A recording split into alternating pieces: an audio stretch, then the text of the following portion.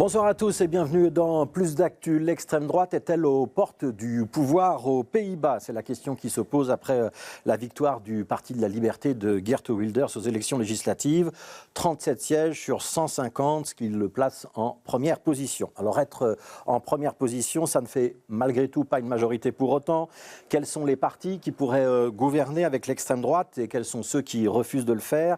Une majorité est-elle possible pour Geert Wilders et son succès aura-t-il aussi une influence sur ce qui pourrait se passer l'année prochaine en Belgique? Si l'extrême droite est au pouvoir à La Haye, est-ce que cela convaincra des partis flamands de gouverner avec elle à Anvers ou à Bruxelles? Ce sont les questions que nous allons nous poser ce soir. Voilà, et pour débattre ce soir, nous accueillons Pascal Delhuit, bonsoir. Bonsoir. Politologue, professeur à l'ULB, Université libre de Bruxelles. Vous êtes l'auteur de nombreux ouvrages dont La vie politique en Belgique de 1830 à nos jours, régulièrement réédités, ou encore Les partis politiques en Belgique, qui en est à sa 4e édition et qu'on voit un instant à l'antenne. Et puis Wouter Verskelden, vous êtes vous journaliste politique très connu côté néerlandophone, auteur notamment du livre Les fossoyeurs de la Belgique, qui racontait les coulisses de la négociation gouvernementale entre 2019 et 2020. Et puis vous travaillez aujourd'hui pour un site qui s'appelle Business AM, spécialisé dans l'information économique et politique, dont il existe, je signale, une version en langue française. Merci à tous les deux d'être présents. 37 sièges pour Geert Wilders. Une surprise ou les sondages l'avaient clairement annoncé? Pascal Delhuit. Non, une surprise quand même, parce qu'effectivement les sondages ne l'avaient pas directement annoncé. Jusqu'à une grosse semaine avant le scrutin, on annonçait un mano à mano entre 3 partis pour le statut de premier parti, le VVD, le cartel de gauche ou le nouveau contrat social, et le PVV était même légèrement en retrait. Le PVV, c'est le parti libéral du Premier ministre sortant, Mark Rutte. Oui. Non, le VVD, c'est le Volkspartei voor Vrijheid en Démocratie, parti libéral conservateur, cartel de gauche, et une dissidence démocrate chrétienne qui s'appelait le nouveau contrat social. Ces 3-là étaient au coude à coude pour le statut de premier parti, mais la dernière semaine a changé la donne, en particulier je dirais grâce aux débats télévisuels. On dit parfois que les débats sont moins importants, mais ça a eu un certain impact, grâce aussi, ou à cause aussi, plus exactement, de certaines maladresses de la leader du camp du VVD, qui a dit qu'elle pourrait gouverner avec le PVV. Ouais. Donc ça a ouvert un espace au possible pour Geert Wilders. Ouais. Dylan Jezilgoz, qui a succédé à Mark Rutte à la tête du parti libéral. La surprise, c'est un peu la contre-performance aussi de ce parti libéral? Non, on savait dans les sondages qu'il y avait une fatigue, je pense, avec l'électorat hollandaise. Après, je pense, 14 ans de Mark Rutte. Je pense que c'était toujours difficile pour rester à cette position-là. Mais comme le professeur a dit, hein, c'était quand même une choc pour les Pays-Bas le soir des élections. Parce que dans les sondages, on voyait un peu que ça bougeait. Oui, il y avait le débat. Mais de nouveau, il faut constater que les sondages ont gravement sous-estimé l'extrême droite et peut-être leur rage ou la disconnexion de la population avec la politique à Le Hague. Ouais. Est-ce que ça vous a surpris, vous aussi? Est-ce que vous considérez aussi que c'est une maladresse, la déclaration de Dylan Jezilgoz, qui, avant l'élection, a dit qu'il n'était pas exclu que son parti libéral gouverne avec Geert Wilders, et qui, après l'élection, a malgré tout dit non, on est sanctionné par l'électeur, on n'entrera pas dans une négociation? C'est toujours un peu dangereux de faire des analyses post-factum. Parce qu'on est dans la campagne là, et c'est vrai que ce n'est pas seulement la question du VVD. Hein. Il y avait aussi, comme vous l'avez dit, Pieter Omtzigt, qui est chrétien-démocrate, qui est vraiment la phénomène maintenant, parce qu'il vient de aucun siège à 20 sièges dans le Parlement. Mais lui aussi, il a ouvert la porte, comme on dit, en disant on peut imaginer une coalition. Et il faut se souvenir qu'aux Pays-Bas, c'était toujours un peu différent. Geert Wilders était déjà un peu dans le pouvoir. Hein. Il a supporté le premier gouvernement de Mark Rutte, qui était un cabinet minoritaire. C'était jamais, comme chez nous, un cordon sanitaire, un accord sensu stricto pour dire on exclut l'extrême droite. Ça n'existait jamais. Ils ont déjà fait des expériments, mais je pense que cette fois-ci, ça sera d'un autre niveau, parce qu'il mène, il est le plus grand. Ouais, donc ça fait près de 20 ans qu'il est dans la vie parlementaire, Geert Wilders. Aujourd'hui, il faudrait essayer de former une majorité. Donc 150 sièges, c'est 76 sièges pour une majorité, Pascal Delhuit. Est-ce que vous voyez Geert Wilders réussir ? On voit que du côté des libéraux, il y a un discours un petit peu ambigu, c'est une fois oui, une fois non. Il y a le parti agrarien avec ses 20 sièges qui accepterait de faire la pointe, ça fait quand même pas une majorité. Le parti agrarien, c'est 8 sièges. C'est le nouveau contrat social qui a 20 sièges. Mais en tout cas, Ce qu'il faut bien voir, c'est que si on veut former une majorité sans le PVV, il faut à minima 5 partis. Donc ce sera très difficile de former sans le PVV, mais ce sera aussi très difficile de former avec le PVV. Donc on pourrait avoir une solution intermédiaire d'un gouvernement minoritaire dirigé par Geert Wilders, sachant que les Pays-Bas, comme la Belgique, c'est rarement des formations de gouvernement très rapides. Donc il y a aussi des évolutions dans le temps. On verra bien un peu comment l'échec est digéré au VVD. Mais je crois que ce sera très très difficile d'avoir un gouvernement sans le PVV parce qu'il faut 5 partis et 5 partis au profil très dissemblable par ailleurs. Vous sentez les libéraux être capables de changer d'avis, dire finalement on accepte de monter à telle et telle condition. Une des conditions qui avait été mise avant l'élection, c'est Geert Wilders ne doit pas être Premier ministre par exemple. Oui, c'est une des conditions qui était envisagée avant l'élection, mais ce qu'il faut bien voir, c'est que le jour de l'élection, tout le monde était surpris, non seulement que le PVV était premier, mais de l'écart. Il est premier, très largement premier. C'est-à-dire c'est très difficile de se dire, le parti qui a 37 sièges, 11 sièges d'avance sur le deuxième parti, qui ne sera peut-être même pas membre du gouvernement, qui ne sera pas membre du gouvernement. L'Alliance de gauche de Frans Timmermans. Voilà, hier, ça paraît quand même difficile de dire que ce n'est pas lui qui peut avoir le poste de Premier ministre. Geert Wilders en pole position pour être Premier ministre, ou c'est plus compliqué que ça ? Non, je suis complètement d'accord. C'est-à-dire que c'est difficile à imaginer. L'alternative, c'est de former un cabinet plutôt à gauche, parce qu'il ne faut pas oublier qu'en fait, les Verts et les socialistes ont aussi un peu gagné les élections. C'était un peu la polémique entre les deux. C'est Frans Timmermans qui menait la liste, l'ancien commissaire européen, oui. Mais j'ai du mal à imaginer que même pour les autres qui sont dans le centre, ou comme vous avez mentionné, le petit parti des fermiers, les petits, ils ont quand même 8 sièges, mais ils sont aussi assez extrémistes. Ils ont déjà déclaré qu'ils veulent un cabinet de droite.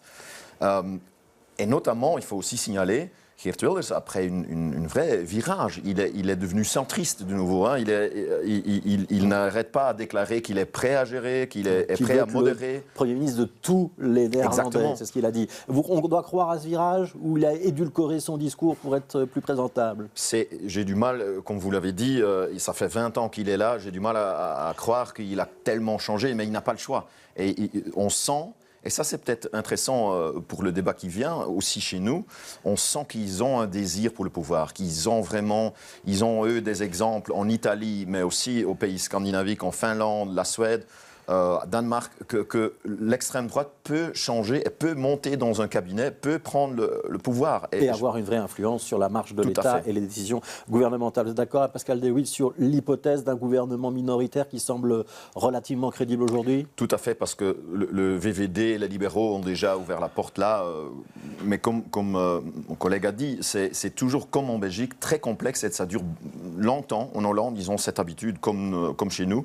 Et à la fin, c'est peut-être un des résultats le plus plausible.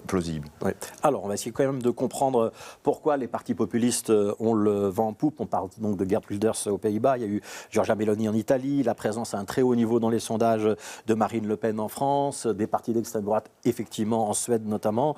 Je vous propose d'écouter Georges-Louis Boucher. C'était jeudi dernier dans notre matinale Bonjour Bruxelles. On venait d'apprendre les résultats de cette élection aux Pays-Bas. Il y en a certains qui font n'importe quoi pendant toute une législature. Et puis après, les populistes, les extrémistes arrivent au pouvoir ou font des bons scores aux élections.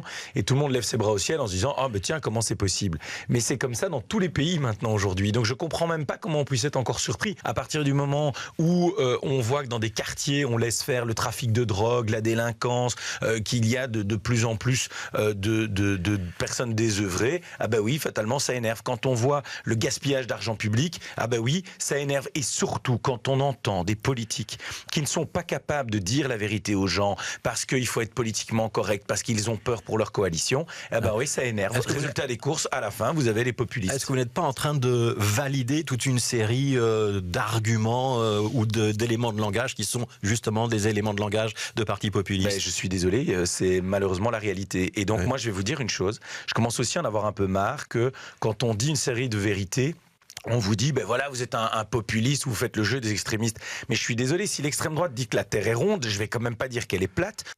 Alors, Pascal Lévy, beaucoup de choses dites en peu de temps avec Georges Boucher. Les partis traditionnels ne parlent pas des vrais problèmes, ils auraient tendance à mettre la poussière sur le tapis. C'est ça qui explique le succès des partis populistes ou de l'extrême droite, pour employer une autre terminologie ? Non, dans une large mesure non, et au demeurant c'est assez difficile à comprendre ce qu'il énonce. Je veux dire, on a aux Pays-Bas depuis 6 ans un gouvernement des droites, avec les correspondants du MR au gouvernement, Mark Rutte, Premier ministre du VVD, premier parti des Pays-Bas, dès 1966 qui est membre du Parti libéral. Donc c'est un gouvernement des droites aux Pays-Bas.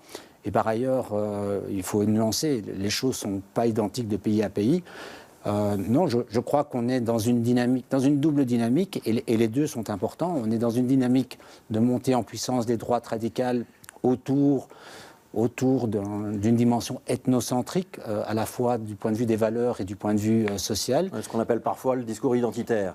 Une forme de discours identitaire absolument anti-globalisation et anti-européen dans une certaine mesure. Et on est aussi dans un mouvement de tournant à droite d'un certain nombre de partis libéraux ou conservateurs en Europe, et qui, se faisant, le temps d'une élection, peuvent parfois couper l'herbe sur le pied des droites radicales. On a vu ça en France en 2007, on a vu ça en Belgique lors des élections de 2010, par exemple, mais c'est le temps d'une élection. Et puis, d'une certaine manière, on légitime le discours. Theo Franken a fait ça beaucoup en Flandre. Le résultat des courses, il quitte le gouvernement en décembre 2018. Quelques mois plus tard, le Vlaams Belang est à 18% en Flandre. J'essaie de traduire ce que vous venez de dire pour que tout le monde comprenne bien. Il y a un glissement à droite des partis de droite traditionnels. Ça leur profite dans un premier temps, mais dans un second temps, on préfère l'original à la copie, on vote pour l'extrême droite. Absolument. Ouais. Exemple autrichien à l'appui aussi. Ouais. Et vous êtes d'accord avec cette analyse, Wouter Weskelden ? En large, oui. Il faut bien se souvenir qu'aussi en Hollande, le cabinet a éclaté à cause de questions d'asile. Un peu pareil comme chez nous en 2018. Oui, avec le pacte de Marrakech dont l'NVA ne voulait pas. Tout à fait. Cela dit, j'ai du mal à voir que, par exemple, le Open VLD chez nous bouge à droite. C'est plutôt l'inverse. Et là, mais c'est une vraie souci, je pense, ou une remarque à faire, qu'en Flandre, au centre, il y a les chrétiens démocrates, CD&V, et Open VLD qui ne bougent pas vers le droite, à l'inverse. Et c'est une évolution à marquer. Hein. Les thèmes de CD&V sur la question asile-migration, quand même une position assez dure. Hein, donc, je ne pense pas que c'est aperçu comme ça en Flandre, mais bon. On a peut-être des différences, effectivement, de perception. Mais justement, les questions d'immigration, de sécurité, thèmes dont on débat un peu, mais pas énormément côté francophone, ça reste des thèmes dominants ou très prégnants du côté du débat politique flamand, du côté néerlandophone ? Tout à fait. Il faut être honnête, ça joue un rôle énorme. Je pense l'immigration premier, mais aussi la crédibilité de la politique en général, qui souffre depuis des années, qu'on remarque que les gens se connectent plus avec les politiques, se sont abandonnés, et ce sont exactement les deux éléments avec lesquels le Vlaams Belang joue tout le temps. Ouais, alors je vous propose d'écouter une autre réaction, c'est toujours jeudi dernier dans notre matinale. Cette fois-ci, c'est Fabien Minguin, c'est le président de la régionale bruxelloise de Diffie qu'on écoute. C'est un mouvement européen, aujourd'hui ces populismes d'extrême droite, qui sont nourris par une faiblesse des démocrates par rapport à cela et une tendance à se laisser aller sur le terrain de jeu des populistes. Aujourd'hui, le principal porte-parole de l'opposition fédérale, celui qui affaiblit les démocrates libéraux et notamment l'Open VLD, c'est M. Boucher, en critiquant constamment le gouvernement fédéral et son action. Il pique le boulot de François de Smet. En tout cas, il y a une différence fondamentale entre notre libéralisme sensé, qui essaie d'être équilibré, qui explique que oui, les problèmes sont complexes et apporte des questions complexes, et un monsieur Boucher qui assume d'être sur le terrain des populismes, mais ce faisant fait le jeu, une droite décomplexée, un peu à la sarkozyste, qui finalement siphonne la droite au profit de l'extrême droite. Ouais. Alors, Wouter Weskelden, est-ce que c'est vrai que Georges Boucher fait du mal à Alexander De Croo ? Est-ce que son discours, souvent critique, assez vibrant, peut mettre en difficulté le parti du Premier ministre, qui est théoriquement son parti frère, hein ? Évidemment, mais je pense que l'analyse est plus profonde que ça. Vous avez mentionné le livre que j'ai fait, Les Fossoyeurs de la Belgique. Et il faut se souvenir là que les dernières élections chez nous, on a eu un signal assez fort, le MVA qui gagnait aussi le Vlaams Belang. Il faut se demander pourquoi le palais, à l'époque, était tellement obsédé à instigné à chercher une coalition, une grande pacte entre l'N-VA et le PS. Pourquoi est-ce qu'ils voulaient cette pacification de la Belgique à ce moment-là? Je pense qu'ils ont bien senti que le pays, toute la construction était un peu en danger avec les extrémistes. Déjà là. Et après, il y avait les présidents notamment des partis francophones, le PS, mais aussi les maires de Georges-Louis Boucher, qui ont nié cette réalité électorale en Flandre et qui ont quand même choisi le Vivaldi. Ouais. Est-ce que vous êtes en train de nous dire qu'il aurait mieux fallu accepter la N-VA à ce moment-là, parce que la prochaine fois, on risque de plus avoir le choix et peut-être un jour d'être obligé d'accepter le Vlaams Belang? Écoute, c'est pas moi qui a fait l'analyse à l'époque, c'était le Palais. Et moi, en tant que journaliste, je me demande pourquoi est-ce que le Palais insiste à une coalition avec la N-VA, qui ne sont pas ses partenaires naturels. Et la réponse est simple, c'est qu'ils cherchaient une solution durable au long terme pour ce pays, qui n'est pas donnée par ces coalitions. Au contraire, c'était ils ont complètement nié les résultats à ce moment-là et ils vont payer cher, je crains. Oui, alors on va s'intéresser justement aux prochaines élections. On vote au mois de juin, en 2024.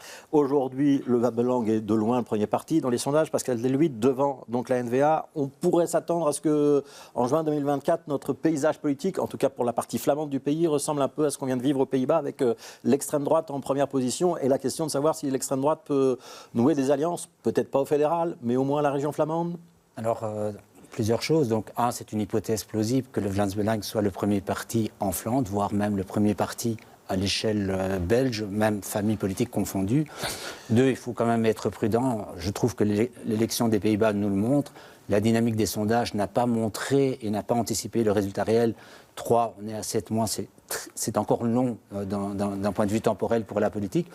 Cela dit, il faut être prudent et notamment, je ne suis pas tout à fait d'accord sur l'interprétation de 2019. Il faut bien voir que la N-VA avait perdu les élections en 2019 et qu'en réalité, à l'été, vous l'avez montré d'ailleurs dans votre ouvrage, à l'été 2020, il y a eu la tentative d'une négociation, à l'époque encore SPA, PS, N-VA, et au final, ce sont les deux partis verts et les deux partis libéraux qui n'ont pas permis cette coalition.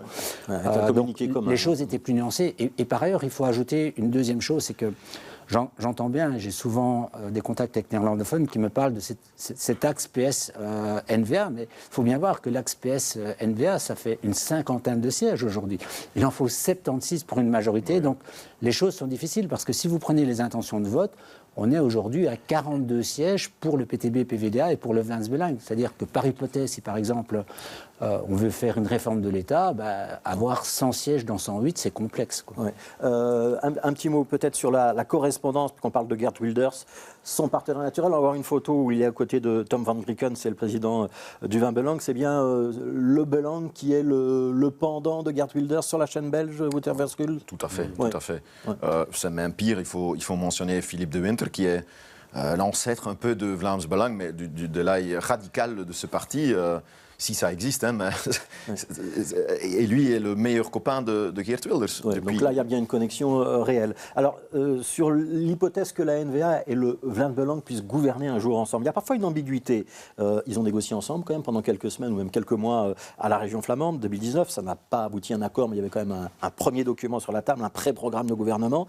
Bart de Wever, il n'est pas très clair. Il dit, si j'ai bien entendu, non, je ne veux pas gouverner avec le Vlaams Belang parce qu'il y a des gens infréquentables au Vlaams Belang. Et ça laisse pas l'idée que si on retire les gens infréquentables, ils pourraient changer d'idée. Est-ce que mon analyse est juste ? Je pense que c'est encore plus nuancé, c'est-à-dire, pour Bart de Wever, personnellement, je pense que c'est impossible un jour de gouverner avec eux. Là, il était très clair là-dessus. Il ne sent pas dans ses idées, aussi au niveau stratégique. Il sait qu'il a besoin des partenaires francophones. Et là, on exclut tout de suite n'importe quel scénario dès qu'on ouvre la porte pour le Vlaams Belang. Même si c'est pour former un gouvernement de la région flamande ? Tout à fait. Mais, cela dit, Fabrice, il y a toujours des autres qui jouent un rôle dans la N-VA, notamment Jan Jambon et Theo Franken, qui sont plus de droite, qui sont une aile différente dans ce parti, qui ont, dans nombreuses occasions, dit déjà qu'ils voient des nuances, ils voient des possibilités. Et je pense que c'est une vraie lutte dedans ce parti, dedans l'N-VA, une question stratégique. Est-ce qu'on ouvre la porte comme ils ont fait en Hollande avec Geert Wilders ou non? Ça sera quelque chose qu'ils doivent décider dans la campagne électorale qui vient. Ouais. Pascal De Witt, sur la même question, vous voyez un cordon sanitaire entre la NVA et Vlaams-Belang où ce cordon n'existe pas? D'après moi, il n'existe pas. D'ailleurs, la NVA siège quand même avec des partis de droite radicale dans le groupe des conservateurs réformistes européens au Parlement européen. Oui, mais enfin, quand même, des partis de droite radicale, les démocrates de Suède ou le Fidesz, par exemple. Ouais, mais... Après, Bart De Wever a dit des choses différentes dans le temps. Il faut quand même souligner qu'il a dit des choses différentes sur le Vlaams-Belang. Il ne faut pas oublier qu'il y a aussi l'électorat, c'est-à-dire une bonne partie de l'électorat de la NVA considérait comme normal qu'il y ait un accord avec le Vlaams-Belang. On aime, on n'aime pas, mais c'est observé. Et donc, dans le jeu qui se joue effectivement à l'intérieur de la NVA, ceux qui disent qu'il faut y aller s'appuient aussi sur l'observation que 2/3 des électeurs de la NVA disent qu'il faut un accord avec le Vlaams-Belang. S'il y a un accord de gouvernement aux Pays-Bas avec Geert Wilders et des partis de droite traditionnels, entre guillemets, est-ce que ça aura un impact? Est-ce que ça, c'est quelque chose qui peut faire réfléchir stratégiquement les partis flamands et qui peut, pour l'électorat flamand, dire, voilà, si ça se passe aux Pays-Bas, ça doit se passer chez nous? En fait, c'était la réaction aussi au sein du top de NVA, c'est-à-dire attends ce qu'il arrive en Hollande, parce que l'important, c'est pas le résultat, les résultats, mais c'est la négociation. Ouais. Parce qu'à ce moment-là, Geert Wilders, il doit démontrer aussi où est-ce qu'il perd son programme, où est-ce qu'il est prêt à nuancer ou peut-être modérer ses points de vue. Et aussi, qu'est-ce que les autres font? Mais je pense que ça va mettre du pression sur NVA, mais notamment aussi sur Vlaams-Belang. Est-ce qu'ils sont prêts à modérer? Est-ce qu'ils sont prêts à changer un peu leur point de vue? Parce qu'il faut mentionner que si on parle d'Italie ou de la Suède ou des autres pays, on voit quand même une évolution vers la modération de chaque parti qui est à la fin monté dans un gouvernement. Et là, il faut constater qu'en Flandre, le Vlaams-Belang n'a jamais voulu se modérer, n'a jamais voulu changer un peu leur point de vue, diminuer. Ils ont engagé des types comme Dries van Langenhoven. Ils ne veulent pas lâcher Philippe de Winter. Ce sont vraiment des figures très polémisantes, très extrémistes. Ouais. Il y aura un intérêt et une attention très particulière sur ces négociations aux Pays-Bas pour en tirer des conclusions sur ce qui se passe en Flandre ou pas?